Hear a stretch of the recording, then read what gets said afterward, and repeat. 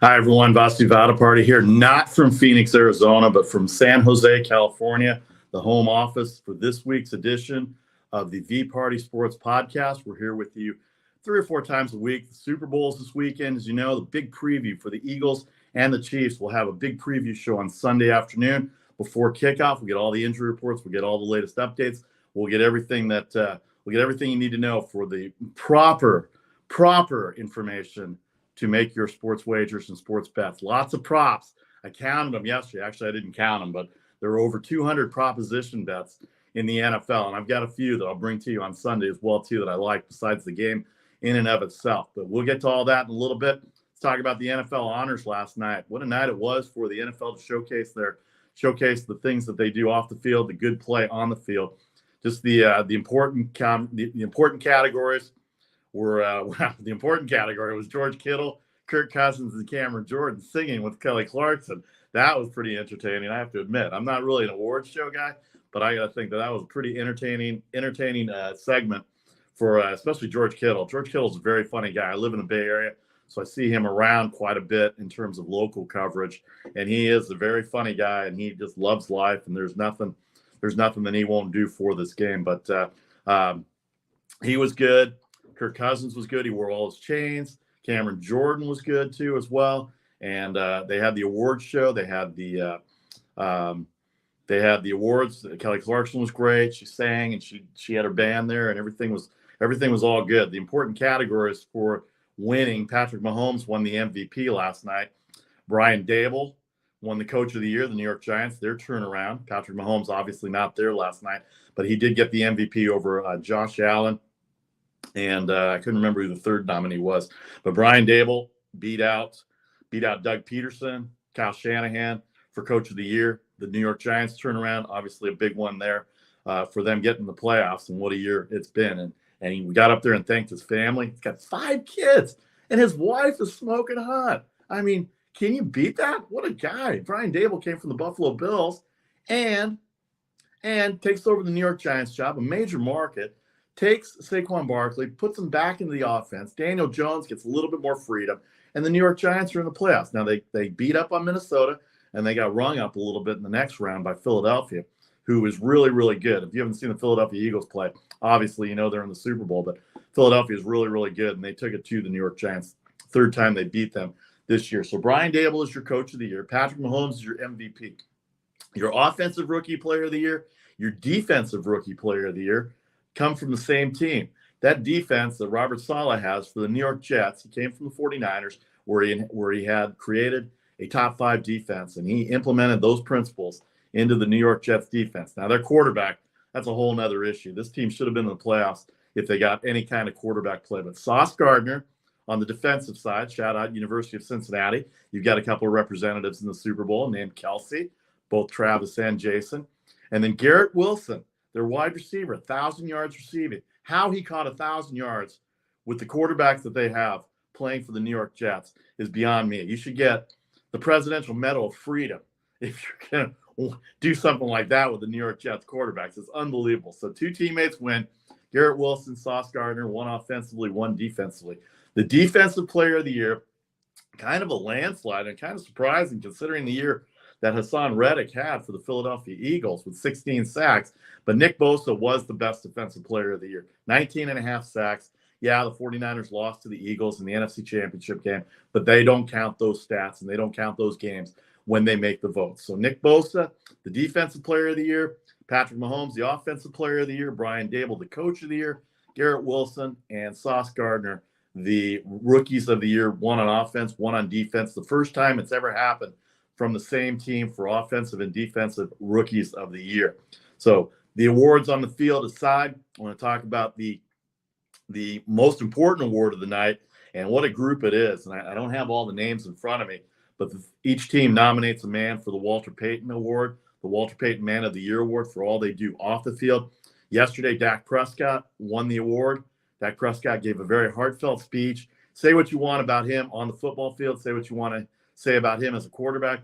But what he's doing for the community of Dallas and for his community in Mississippi and for people all over is just remarkable. And we know he lost his mom to cancer 5 years ago when he was just getting out of college.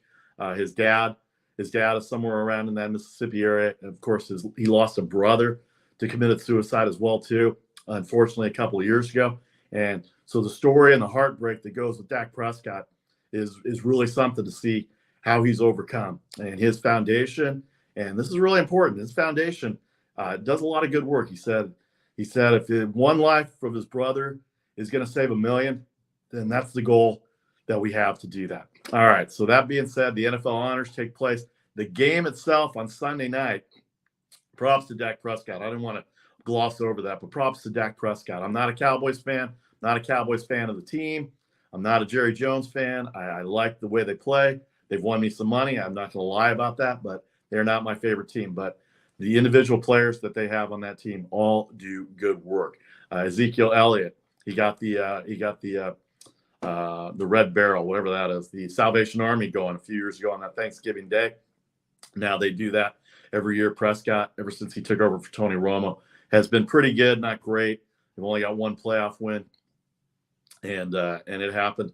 And it happened the week before. It happened a few years back, and then they played the who did they play? I'm trying to remember who they played. The Dallas Cowboys played somebody. I forgot. And then they went to San Francisco and got beat up by San Francisco. So, no, that was their only game. They lost to San Francisco, and that's the way it went. So, anyway, back to Dak Prescott. Walter Payton Man of the Year, well-deserved. I know of a few of the stories. I don't have the list in front of me, as I said, but a good story for Dak Prescott. Congratulations to him. All right, let's get to the game. The line has moved a little bit. It hasn't moved very much. It's basically stayed at 1 or 1.5 as of the last hour that I checked on, thanks to my friend Tony Bruno. They're down in Radio Row. He's doing the Tony Bruno Show on No Filter Network. Was on with him for a couple seconds. And, of course, he's a Philly guy. Those of you that know the radio legend, the media mogul, the media legend, Tony Bruno. And his fiancee, Robin Maloney Austin, Miss Robin, to the radio land and the TV land out there. Philadelphia 1.5 versus Kansas City, 51 the total. The game on Sunday at 6:30 Eastern from Glendale, Arizona. The line has not moved back towards Kansas City. It's either stayed at 1 or gone to 1.5. However, the over/under has gone from 48.5 to 51, where it sits now. What do you all think on Facebook, Twitter, and Instagram, YouTube as well, too? As we're live right now on the VPartySports Podcast, what do you think about Philadelphia, Kansas City on Sunday? 1.5 points, 51 the total. From Glendale, I know a lot of colleagues, a lot of friends down in Phoenix this week. I wish I could have made it down there. It would have been a lot of fun. Legalized sports wagering in Arizona, certainly a key component for my interest to get down there as well. I have changed my mind 4 or 5 times already this week on who I'm going to take in this game. So nothing like paralysis by analysis, right? So probably another day and a half, 24 more hours to analyze some more, and then come up with maybe a random guess at the end, because this is a really good game between two great teams, two quarterbacks. We know they're coming off injuries. Defensive line for Philadelphia has been terrific. Fletcher Cox, Hassan Reddick, the cornerbacks and safeties, the secondary led by Darius Slade Jr. They've been great all year. Their linebackers are maybe the only question of that defense, but boy, the way they put up points and the way they outscore teams, the way they take the will out of other teams' offenses has something to say. Kansas City defensively, they're going to get Ladarius Sneed back. He went out in the Cincinnati game, middle of the second quarter, and you could see the change in defense from when he was in to when he was out. Chris Jones on the defensive line, he was nominated for Defensive Player of the Year as well, too. He's on that front line. They've got pass rushers galore. Their linebackers may have a little lacking in terms of their defense. They do give up a lot of yards, and they did give up a lot of points. They were the worst team for a winning team to cover the point spread in their games this year. I think they were 5-12 or 6-11 in terms of points against the number. And most of the time they were a favorite. I can't think of any time that they were an underdog. I think they were an underdog against Buffalo at home. They lost that game. And they might have been an underdog in one other game. I can't remember that, but I'll have all that for you on Sunday as well, too. So the Philadelphia Eagles, fly, Eagles, fly, against Chief Kingdoms, Kansas City Chiefs, 1.5 the line for Philadelphia, 51 The total, Fox on Sunday, 6:30 Eastern from Glendale, Arizona. All right, that's your preview. Don't forget Daily Post coming up at 6 Eastern, 3 o'clock Pacific today. We'll have a show for you tomorrow at 9 a.m. Eastern. NFL, NBA, NCAA, NHL. The Daily Post will be at 11 on Saturdays. I like to do multiple posts with all the college basketball that there is on Saturdays. But we are getting ready for Super Bowl Sunday this weekend. You can reach me at VPartySports, the VPartySports Podcast with Vasu Vaddiparty. All right, when we come back in 1 minute, college basketball. We'll review Thursday night college basketball on the week that was. Talked about the NBA a little bit. LeBron James becomes the all-time leading scorer. The Boston Celtics and Milwaukee Bucks are fighting out for first place. The Bucks are red hot right now, and they took it to the Lakers last night. The Denver Nuggets had a tough game against Orlando. They're holding off the Memphis Grizzlies right now in the number 1 spot in the Western Conference. And have you seen 4-10 in the standings in the West? They're all separated by 3 games in the loss column. Break it down for you when we come back on the VPartySports Podcast. Vasu Vaddiparty here with you on this Friday afternoon, live from San Jose. If you missed any of the information, don't forget there's replays coming on after this as well until tip-offs and face-offs tonight. Back with you in 30 seconds.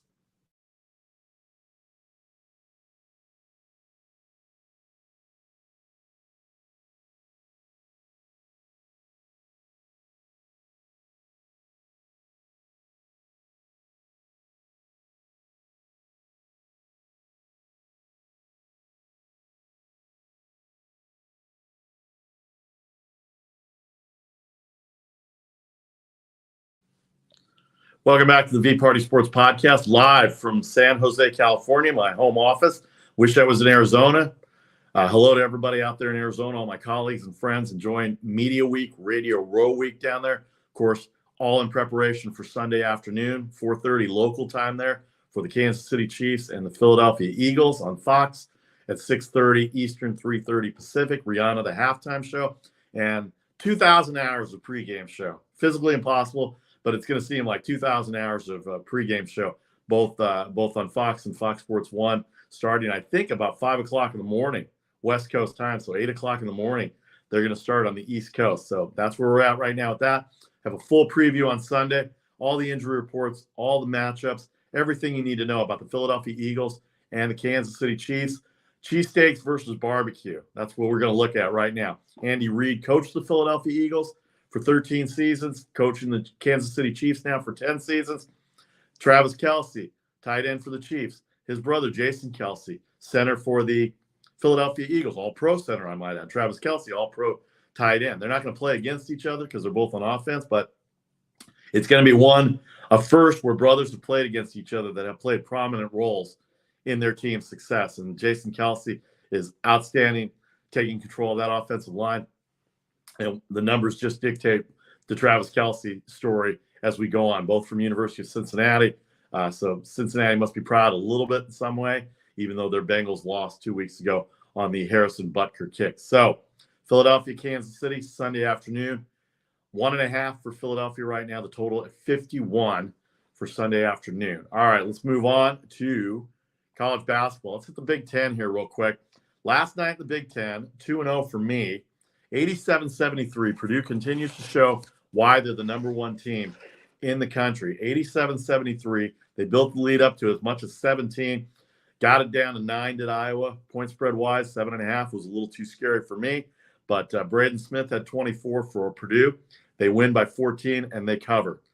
87-73. Northwestern gets a road win. This is the makeup game that they had against Ohio State that was canceled 2 weeks ago for all the COVID issues that Northwestern was experiencing. They had to cancel 3 games, so this is the third of the 3 games that they made up. They go into Ohio State, 5.5-point underdog, take Northwestern. They improve to 17-7. They are well on their way to a tournament. If they don't screw this thing up down stretch, they are well on their way to their second ever tournament appearance. The first one was 3 years ago when they were where were they playing? I forget where they were playing, but some of my Northwestern friends can tell me where they were playing that opening round game, because this will be the second time, both under Chris Collins' tenure, the former Duke Blue Devil, son of Doug Collins, a great NBA player as well, but Chris Collins making his own mark in the coaching world. Boo Buie scored 19, and Barnheiser scored a career-high 19 as well, 69-63. Justice Swing had 19 points for the Ohio State Buckeyes. Okay, standings-wise, Purdue is 12-2. They're 3 games better than Rutgers at 8-5. Michigan, Northwestern, Indiana, all 8-5. Illinois is at 7-5. Michigan State and Iowa and Maryland all at 7-6. Maryland had been playing well. Iowa was not playing well, and they got beat up yesterday. Michigan State came off a big win over Maryland the other night. Illinois had a tough one. Indiana has been playing better lately. And then Northwestern, we talked about. Michigan, they're kind of the surprise right now. They've got the best winning streak of anybody in the conference. They've won 3 in a row. And last week against Ohio State, that was a big one. Well, this Saturday, they're going to have another big one as they host Indiana, who's red hot. They're going to be hosting Indiana on Saturday. What time is that game at? I believe it's on ESPN. 6 o'clock Eastern, number 18, Indiana Hoosiers go into Michigan, take on a pretty hot Michigan Wolverine team right now. But before that, Wisconsin will be at Nebraska. Wisconsin 14-9, Nebraska 11-14. Rutgers, the second best team in the conference right now by virtue of tiebreakers. They're at Illinois. They're at Illinois. They are fighting it out. 16-7 for Illinois, 16-8 for Rutgers in the standings. As we said, Rutgers at 8-5, Illinois at 7-5. So it's a big game as far as seeding goes for the Big Ten. And then to open up the day in the Big Ten, Penn State will be at Maryland. Now, I don't have lines yet. It's only Friday afternoon.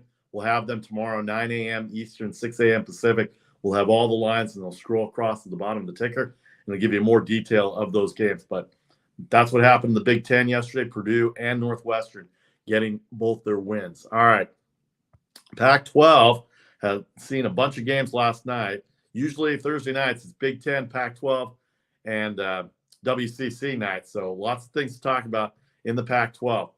UCLA got a 15-point win over Oregon State. They did not cover. I believe they were a 17-point favorite, if I remember right. 15.5, so just missed. UCLA over Oregon State. The game did stay under. They limited Oregon State to 47 points. Amari Bailey had 24, but it was a cruising session. Up by 13 at the half and only outscored them by 2 in the second half, so they did not cover. 62-47, UCLA over Oregon State. Arizona went into Cal as a 17-point favorite. They blew them out by 23, 85-62. The Arizona Wildcats, Tavelis had 23 points and 14 rebounds. Also had 4 steals. Cal is just awful. They're 3-21 right now, but they do find ways to cover, and they almost did here. Arizona, 22-3 overall. In USC, I had it as my game of the night, and they just came out and looked awful. They got beat up by Oregon by 18, 78-60 Oregon over USC. USC was never in this game, down 15 at the half. Had a chance maybe in the second half. Dante had 17 for Oregon on 8 of 11 shooting, and Boogie Ellis had 19. Let's see what the shooting was. It looked like Oregon couldn't miss from everything that I saw. They shot 54% from the field and 33% from threes. Meanwhile, USC, abysmal 41% and only 25% from the three-point line. And then my other game of the night last night, Arizona State, down 7 midway through the second half. They make a comeback. They were tied at the half at 33. They beat Stanford 69-65 as DJ Horn scored 8 points in Arizona State's closing 14-2 run. That's what it was, a 14-2 run over Stanford. They rallied for a 69-65. So if they won by 4 and 14-2, so it's 12. So they were down 8. I said 7, but they were down 8, 69-65, Arizona State over Stanford.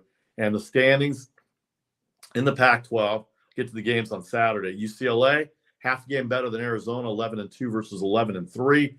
USC, 9-4. Oregon, Utah, 9-5, and 8-6 for Arizona State. So Arizona State still in the mix. The Saturday schedule: USC at Oregon State, Arizona at Stanford, Arizona State at Cal, UCLA at Oregon, the big game of the night, Colorado at Utah, and University of Washington at Washington State. They didn't play Thursday, neither one of them did, because they're playing each other this weekend. So there you go, University of Washington and Washington State. So that's your Pac-12. Moving on to the WCC. Last night in the WCC, if that St. Mary's lost to Portland, I believe. No, Loyola Marymount. Loyola Marymount, the Giant Killers. They've beaten Duke. They beat Gonzaga. They ended Gonzaga's 78-game home winning streak. and they ended up also beating St. Mary's in overtime, 78-74. St. Mary's got off to a 12-0 start of the game, and you thought it was going to be easy. They were laying 6 points. 127.5 was the total, but the overtime, 26 points in the overtime, so it would have been right around the number for the total if the overtime hadn't taken into place. 152 it ended up, and Loyola Marymount, 17-9, 21-5 at St. Mary's, and not only does it do damage to St. Mary's, they're still in first place. They beat Gonzaga last week, so the high of beating Gonzaga at home last week to the low of Loyola Marymount beating them. Now, Loyola Marymount has St. Mary's in their belt, have Gonzaga in their belt. And standings-wise, it's Gonzaga and St. Mary's. Gonzaga has 2 conference losses. St. Mary's at 10-1. Santa Clara 6-5. Loyola Marymount now 7-5 in third place. Santa Clara 6-5. BYU 6-6 as the top 5 teams there in the WCC. So basically, it's St. Mary's and Gonzaga. Maybe you get a third team in if Loyola Marymount, Santa Clara keep playing well, as they are right now. Santa Clara came back with a win last night. They beat USD 80-75. Did not cover the 11.5 against the San Diego Toreros. BYU lost at Pepperdine 92-80. They were a 5-point favorite. Portland 81-73 victory over UOP, and then Gonzaga 14-point favorite over USF. They win by 18. Thought USF would give them a better game than that, but they didn't. So that's where we're at with college basketball right now on the Pac-12, the WCC, and the Big Ten Conference. All right, real quick, the games we'll preview tomorrow. In the ACC, North Carolina State at Boston College, Pitt and FSU, Virginia Tech at Notre Dame, Clemson and North Carolina. That's going to be one of the bigger games.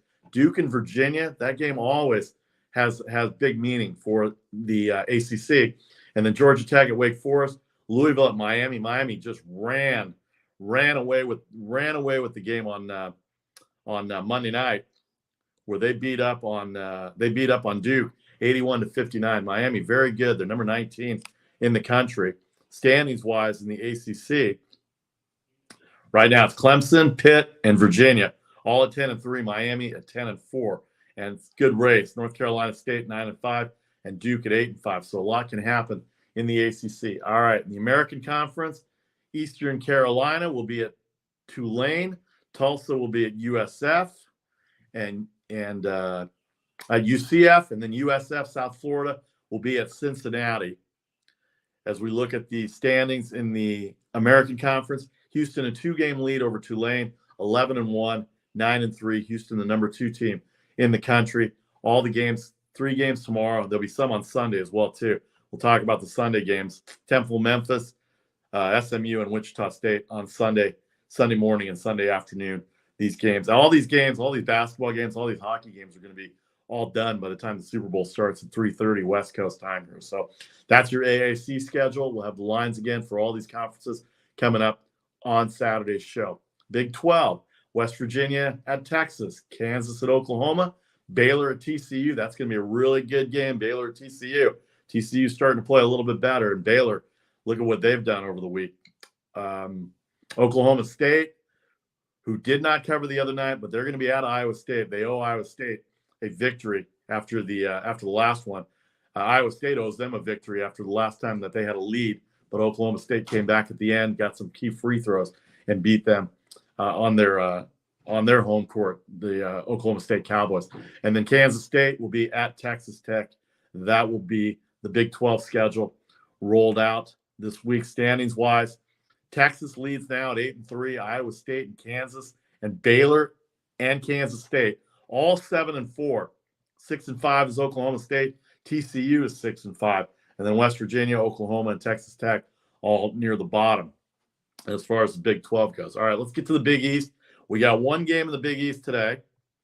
It's Xavier. They're 7-point favorite at Butler, 145 the total. Saturday, Marquette at Georgetown, Providence at St. John's, UConn at Creighton, Seton Hall at Villanova. And standings-wise, Xavier and Marquette lead the way, 11-2 Xavier. Marquette 11-3. They got beat up the other night badly by Connecticut. And Creighton, Providence 10-3 apiece. And then it drops down to 8-6 for Seton Hall and UConn. And then Villanova, St. John's, Butler, DePaul, and Georgetown round out the Big East. All right, the MAC Conference, We got 2 games in the MAC today. Very underrated conference, the Mid-American Conference right now. It's Kent State, Toledo, and Akron. They're all 9-2. Ball State right there in 4th at 8-3. So these next few weeks are going to be huge in the MAC Conference. So 2 games today. Kent State at Buffalo. They're a 4-point favorite, 153 the total. And then Akron, a 2-point favorite at Ohio University, 144.5. Both Akron and Kent, both 9-2. Akron, Toledo beat Akron the other night, and Kent State got a small victory the other night as well, too. So that's where we're at in the MAC Conference. Moving on to the Missouri Valley Conference, another very underrated conference is the Missouri Valley Conference. Look at the standings here. Drake, Southern Illinois, Bradley, all 11-4. Belmont and Indiana State, both 10-5. Missouri State, 9-6. 2, 3, 4, 5. So those are the top 6 teams in the Missouri Valley Conference. Scores coming up. The games coming up is Indiana State at Northern Iowa, Southern Illinois at Drake, Illinois Chicago at Belmont, Murray State at Bradley, and Illinois State at Valparaiso. So those are your Missouri Valley Conference games. The last few games they had, Missouri State beat Belmont by 2, Indiana State all over Valparaiso, Southern Illinois by 2 over UIC, Evansville by 12 over Northern Iowa, and Bradley, a big win over Illinois State in the Missouri Valley Conference. So we are about 3 weeks away, almost a month away from March Madness Selection Sunday, and all these teams are still fighting to get up there. A lot of these conferences are one-bid leagues, but there's going to be a case made for some of these teams to get more than one bid from each conference. All right, Mountain West. 2 games tonight in the Mountain West. Actually, 3 games tonight in the Mountain West, I think. No, 2 games tonight. New Mexico, a 6.5-point favorite at Air Force, 140 the total. Nevada, Reno, 9-point favorite. Big win they had the other night at New Mexico. 131.5 the total versus Fresno State. Saturday, UNLV at San Diego State. San Diego State also got a big win at New Mexico. Wyoming at Boise State, and Utah State will visit San Jose State tomorrow night. San Diego State 10-2, Nevada 9-3, Boise 8-3, and Utah State 8-4, and then it drops down from there. New Mexico 6-5, probably too far away from a conference title, but they're playing well. They've got 19 wins, and you can see maybe 2 teams, maybe 3 teams coming out of the Mountain West in terms of the tournament. The SEC now, we get to the SEC. SEC, people still think the SEC might be one of the better conferences. They've got some of the better teams, but I think top to bottom, this is still a Big 12 conference as far as SEC basketball goes. Kentucky, Georgia, South Carolina, Ole Miss, Alabama, Auburn, the Iron Bowl on the basketball court, Vanderbilt, Florida, Missouri, Tennessee, Mississippi State, Arkansas, Texas A&M, LSU. Alabama still undefeated in conference at 11-0. They're 2 better than Texas A&M. Tennessee 8-3. Auburn and Kentucky 7-4 apiece. So that's where you have it. And then Missouri, Florida, Arkansas 6-5. But Arkansas, the net 30 ranking, they just beat Kentucky earlier in the week. And with them beating Kentucky, they're in the net rank top 30. So even though they're at 6-5, maybe 1 or 2 more wins, but they should be a tournament team. Alabama dumped Florida by 28 the other night. Mississippi State beat LSU. Tennessee lost to Vanderbilt, so that didn't help them at all. Well, that was all Wednesday night. Texas A&M beat Auburn. Ole Miss beat Georgia. Missouri over South Carolina. And then the Arkansas game, the upset over Kentucky, 88-73. Kentucky is 7-4, so they're not that far back in second place, but Alabama running away with it in the SEC. We talked about the WCC, the games for Sunday. St. Mary's at Portland, Loyola Marymount at Santa Clara, BYU at Georgetown, Pepperdine at USF, and University of San Diego will be in Stockton at UOP. So there's your basketball wrap for this Friday. Again, we'll have all the lines, we'll have all the daily posts, we'll have the pick segment for Saturday and Sunday college basketball. A huge day in college basketball in the nation tomorrow. Of course, it's all predicated on Super Bowl Sunday coming up. But when we come back in 30 seconds, we'll hit the NBA real quick. We'll give you the lines for today. We'll talk a little NHL before we wrap up the show. Vasu Vaddiparty here at VPartySports on the VPartySports Podcast, live this Friday afternoon from San Jose, California. Back in 30 with the NBA and NHL wrap before we get out of here.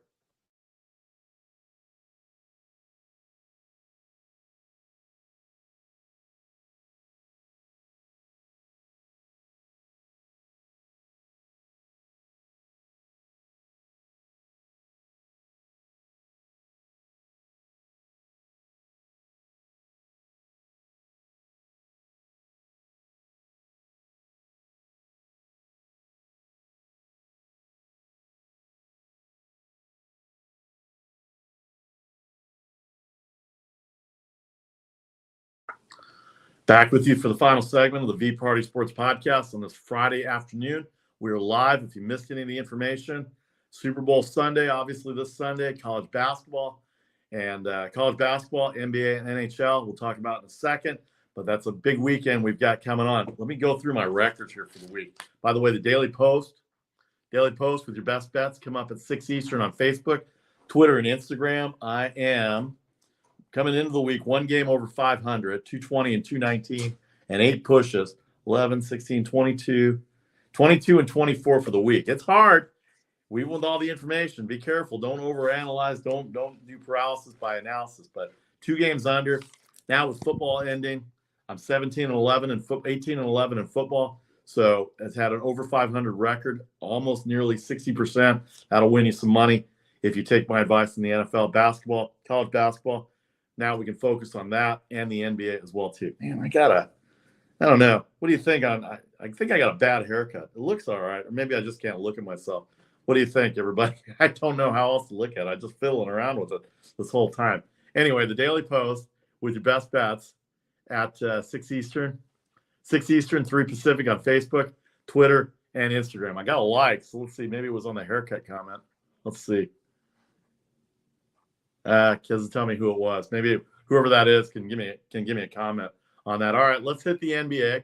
We got 2 screens of the NBA, full slate. Saturday and Sunday, there won't be as many games. Standings wise, the Celtics 39 and 16, 1 game better than the Milwaukee Bucks, who were 38 and 17. The Bucks, the hottest team in basketball right now. They've won 9 in a row. They demolished the Lakers yesterday, 114. What was it? 115 to 106. LeBron James, after breaking the all-time record on Tuesday night, did not play Thursday. So they were hamstrung. Anthony Davis played okay, but they were up and they were big. 58-50 at the half. The Lakers had the lead, but Giannis and company got going in the third quarter, outscored the Lakers by 15 in the third, and then outscored them by 2 in the fourth. They end up covering. The line went from 4 for Milwaukee all the way to 8.5 once LeBron James was ruled out of the game. It went to 8.5. The total went to 234.5, so it stayed under the total, which you figured that was pretty easy under once LeBron James was not going to play. 38 for Giannis in that game as well. Chicago Bulls, the Nets are, what's going on with the Nets? I mean, they play well. There's no Irving. He's gone to Dallas. Kevin Durant got traded to Phoenix 2 days ago. We all know that. Who are they playing with? Well, they beat the Chicago Bulls. They got Spencer Dinwiddie back, 25 points for Dinwiddie, and he returned from Dallas back to Brooklyn, where he spent a majority of his career. I'm just looking to see the box score here. Who's playing for the Nets? Dorian Finney-Smith, Royce O'Neal, Sharp, Spencer Dinwiddie, Cam Thomas had 20. Cam Thomas is going to be a good player. He's just got to learn to keep his mouth shut. He just got fined $40,000. Joe Harris, 18 points, and Watanabe, who's very underrated, 14 for the Nets. DeRozan played. He had 14. Vucevic had 15. Zach LaVine went off for 38, but they didn't shoot very. They shot 46%, only 5 of 26 from threes. They had a lead. They were 2.5 point favorite at 227. The total stayed under, and the Nets ended up winning. So go figure that. Now here's the Hawks, a team I can't figure out, the Atlanta Hawks. They have all this talent, but they're at 500. They win over the Suns last night. The Suns are completely hamstrung. They don't have Durant yet. They traded Mikal Bridges away, their third best player, now with Durant there, but now he's gone. Let's see. He was shorthanded. Monty Williams said, all the more eager to see Kevin Durant in a Suns uniform. 116 to 107. Atlanta covers the 7-point spread. It actually ended up at 8. 226.5. The total stayed under. Atlanta had a 17-point lead at one time. Phoenix came back, made a march on them. Ayton had 23. Paul had 15. Josh Okogie, 25 off the bench. How about that? There you go. There you go for your Phoenix Suns followers. Josh Okogie is not going to make you forget about Kevin Durant or Mikal Bridges, but he did come off and was very effective last night. 9 of 17, 3 of 6 shooting. Balance for Atlanta, the triumvirate of Murray, Collins, and Young. 71 points amongst the three of them, 36 for Trae Young. Okongwu off the bench had 11. Capella had 17 rebounds. So it was a pretty balanced attack, and they went after Phoenix a little bit shorthanded. But they're 28 and 28. They should be better than 28 and 28. As I look at the standings, the Atlanta Hawks are in 8th place. They're 28 and 28. 2 games back of the Knicks, 3 games back of the Heat, who are in 6th. And Brooklyn, Cleveland, Philadelphia, Milwaukee, and Boston are there. So that's where we have it going on there. And then the last game, the Magic overcame a 12-0 deficit to open the game. They beat the Denver Nuggets 115-104. Orlando can play. They've got guys in that team that can play. They cover a lot. They win these games at home that you don't expect them to win. Cole Anthony and Bull each scored 17, 115-104 win over the Nuggets. They led in every quarter except for the third, where they got outscored by 5. Denver was a 5-point favorite, 230 the total, so it stayed under. Did Jokic play last night? I don't think he played last night. He did play last night. 29 for Jokic, 37 for Aaron Gordon, but not enough. Are they going to get a third scorer? Do they need a third scorer? Looks like they do. 19 for Wendell Carter Jr., who I was down on for a long time, coming out of Duke, and he played for the Bulls for a few years, but he's turned himself into a really good player, and I enjoy watching his game. Wendell Carter Jr. of the Orlando Magic. Banchero had 11, Franz Wagner had 10, and then Suggs had 11 as well, too. So 12 for Mo Wagner, 17 for Bull and Anthony, both of those coming off the bench as well, too. So there you have it. There's your NBA lead-in going into tonight. Philadelphia, New York, Detroit, San Antonio, Indiana versus that hamstrung Phoenix Suns team, Toronto, 7.5 versus Utah, Boston, 11.5 versus Charlotte, Memphis 7 versus Minnesota. What's Memphis going to do? Torn between if they're contenders, pretenders. They're second in the Western Conference right now, and I'm just trying to figure it out, because without Steven Adams, they don't have any defensive presence right now, and they're trying to make trades to get them to that spot. Miami 12 over Houston. Houston, the worst record in the NBA, 220.5. The Cleveland Cavaliers, 3-point favorites at New Orleans. Still no sign of Zion Williamson. The All-Star break is next week, so you got to think that he's going to be coming back after the All-Star break. Cleveland 4th in the East, 3 and 223 the total there. Portland gets Oklahoma City 3.5, 239.5. I keep saying Oklahoma City, the best team to cover as an underdog, whether they're at home or on the road. Didn't make me look good the other night against the Warriors. They got beat up by 27 the other night. Dallas gets Luka Doncic back tonight. They're a 1-point favorite in Sacramento. Is Sacramento still not getting any respect? They lead the Pacific Division, and they lead the Pacific Division. They're in 3rd overall. They're right above Dallas, 3 games better than Dallas in the win-loss column, 31 and 23. They're 16 and 11 at home, and Dallas is 11 and 17 on the road. And you're telling me the Dallas Mavericks are a 1-point favorite? 236 I can see on the total, because the Kings score. They don't play a lot of great defense, but they have been. Fourth quarters, the last few games for the Kings have been very good because they have played the defense. And then after the last night's win against the Lakers, Milwaukee stays in Los Angeles. We'll visit the Los Angeles Clippers. They're a 2-point underdog, are the Bucks, 227. They've won 9 in a row, as we said. What LA Clippers team is this going to be? They're 7-3 in their last 10, but they're 31 and 27. And a lot of people think they should be better than what their record says at 31 and 27. So Denver at 18 losses, Memphis at 21, and you got Sacramento at 23. From 4 to 10, and even Utah and Oklahoma City at 11 and 12, there is a 2-game difference, a 3-game difference in the loss column between Dallas, the Clippers, Phoenix, New Orleans, Minnesota, Golden State, Portland, Utah, and Oklahoma City. And the Lakers are 5 back in 11th, 12th, in 13th place in the Western Conference. In the East, it's a little bit more separated, though Cleveland and Brooklyn both have 22 losses. Miami has 25. New York, Atlanta, Chicago, and Toronto, all within 4 losses of each other. New York at 26 losses in 7th place. Atlanta at 28 losses. Chicago 29 losses. Toronto 30. Washington has 29 losses, but they don't have enough games. They don't have enough wins. And then Indiana on the outside looking in at 31 losses, 25 and 31. That game against Phoenix tonight as well. All right, so there's your NBA. Daily Post coming up at 6 Eastern, 3 o'clock Pacific. Let's hit the hockey real quick. 4 games in hockey. The Rangers 190-6 over Seattle. Toronto 255 at Columbus. 6.5 the total. Chicago Blackhawks, my Blackhawks, minus 110 versus Arizona. 6 the total there. And then the Pittsburgh Penguins, a mighty favorite on the road. 255 on the road. 6.5 the total. Road teams are favored today, minus 190. Goals, Grand Salami, 25.5 total number of goals scored in every game. Road teams favored. That's the net difference in goals for the Grand Salami version of hockey. In the NHL, standings wise, the Carolina Panthers are the hottest team in hockey right now. They've won 7 in a row. They are 34-9-8. They're 76 points. They are actually in line to possibly catch the Boston Bruins, who we thought were unreachable. 83 points is where Boston is at. 39-7-5. Those are the 2 stories right now. The New Jersey Devils have been playing very well too. 34-13-4. They've got 72 points. So you're looking at only 4 teams that have 70 points or better. The Toronto Maple Leafs are 4th in that category. They have 70 points. They have 70 points on their ledger, and they're 2nd in the Atlantic Conference, 13 back of the Boston Bruins.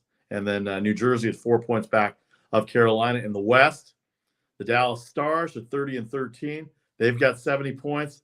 They've won 2 in a row. They're on national TV tomorrow. I think they got Tampa Bay tomorrow. Winnipeg has played well this year. They're at 65 points, 32-19-1. In the Pacific Division, the Vegas Golden Knights have gotten all their pieces back. They had a big win against Minnesota yesterday, 31-18-4 for Vegas in the Pacific Division. And how about that Seattle Kraken? 29-17-5. They're at 63 points. They're tied with Edmonton at 63 points, along with Los Angeles, are only 3 points back of Vegas. So that's a hot and heavy Pacific Division race right now in the NHL.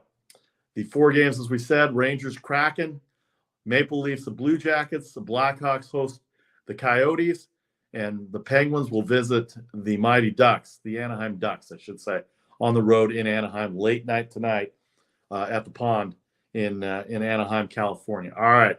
Daily Post with your best bets will be on at 6 Eastern on Facebook, Twitter, and Instagram. Don't forget, we'll have replays of this show for anything that you missed. Coming up all afternoon until face-offs and tip-offs in the NHL and the NBA. We'll be back tomorrow, 9 Eastern, 6 a.m. Pacific. NFL, NBA, NCAA, NHL. A lot of NCAA tomorrow. The NBA will have a major schedule tomorrow. There's only 2 games on Sunday. Same with the NHL. College basketball will have a slightly varied schedule on Sunday as well, too. So everybody's going to play tomorrow, and then we get ready for Super Bowl Sunday between the Philadelphia Eagles and the Kansas City Chiefs. Thanks to everybody on Facebook, YouTube, Twitter, Instagram for all your support. Appreciate the comments. Appreciate the likes. Feel free to reach out at VPartySports if you need to contact me directly for sponsorships or any inquiries, or just in general, just reach out to me at VPartySports. Have a great afternoon. Good luck with your games. Don't forget Daily Post with the Best Bets segment coming up on Instagram, Twitter, and Facebook, 6 o'clock Eastern, 3 o'clock Pacific. I'm Vasu Vaddiparty. Have a great afternoon. Enjoy your day. We will see you tomorrow, 9 a.m. Eastern, 6 a.m. Pacific, right here on the VPartySports Podcast.